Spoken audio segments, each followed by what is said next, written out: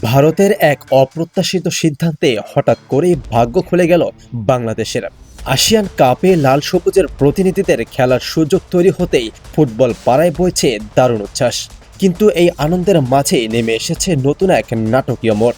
একদিকে এশিয়ার পরাশক্তিদের সাথে খেলার সুযোগ, অন্যদিকে সেপ্টেম্বর ফিফা উইন্ডোতে দেশের মাটিতে 4 জাতির টুর্নামেন্ট আয়োজনের বাফুফের মহাপরিকল্পনা।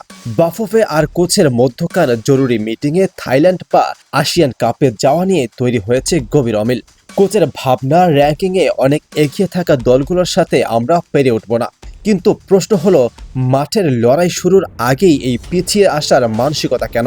ফুটবলে একটা বিখ্যাত কথা আছে, হয় জিতুন নয়তো শিখুন। ভালো দলের সাথে না খেললে অভিজ্ঞতা আসবে কোথা থেকে? এশিয়ার পরাশক্তিদের মুখোমুখি হতে যদি আমাদের এত ভয়ই থাকে, তবে হামজা চৌধুরী, সামিদ সোম, জায়ান হাকিম, ফারহান আলী ওয়াহিদ কিংবা ট্রেভর ইসলামের মতো আন্তর্জাতিক মানের প্রবাসী তারকাদের জাতীয় দলে যুক্ত করে লাভ কি? শুধু দুর্বল প্রতিপক্ষকে হারিয়ে সন্তুষ্ট থাকার জন্যই কি এত আয়োজন? দেশের মাটিতে 4 জাতির টুর্নামেন্ট আয়োজন করলে বাফুফের হিসাব সোজা। নিশ্চিত কিছু জয়, গ্যালারি ভরা দর্শকের সমর্থন, কোটি টাকার ইনকাম আর ফিফা র্যাঙ্কিংয়ের সামান্য লাভ। আপাত দৃষ্টিতে এটাকে লাভ মনে হলেও দীর্ঘমেয়াদে ক্ষতিটা কার?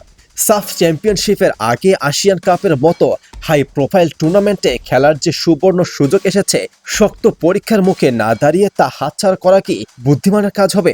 দেশের মাটিতে সহজ জয় আর কয়েক কোটি টাকা আয়, নাকি কঠিন প্রতিপক্ষের সাথে হেরে হলেও সাফের জন্য আসল অভিজ্ঞতা অর্জন?